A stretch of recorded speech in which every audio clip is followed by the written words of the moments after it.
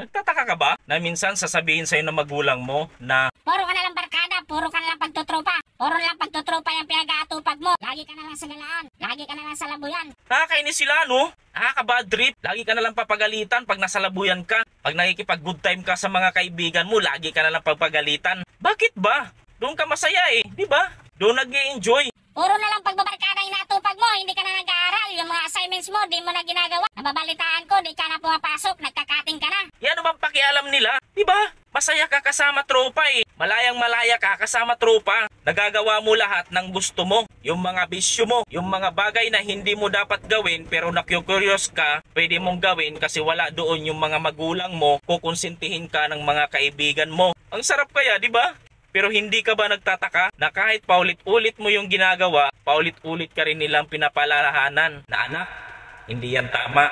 Hindi lahat ng kaibigan kasama mo hanggang sa huli. Hindi lahat ng kaibigan ituturo sa'yo puro tama. Madalas pa nga puro mali. Masisisi mo ba sila? Pero yung mga magulang natin o yung ibang matatanda minsan na rin dumaan sa buhay nila. Yung mga kaibigang tinuring nila, iniwan din sila. Oo, yun yung reality. Yun yung real talk. Na hindi lahat ng taong nakakasama mo, sasamahan ka hanggang sa dulo. Yung iba nga, pag nagkandaloko-loko na, parang hindi ka nakilala. Na magaling lang sila, masarap lang sila kasama kapag puro katuwaan. Pero pag naagrabyado ka na, unti-unti na silang nawawala. Totoo naman eh.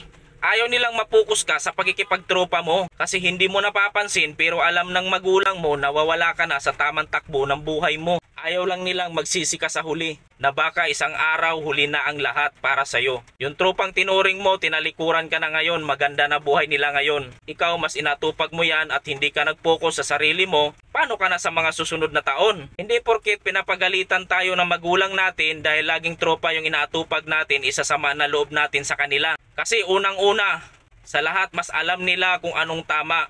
Ako, ang dami kong nakilala. Ang dami kong nakilala na akala ko kaibigan ko sila. Pero sa huli, wala na.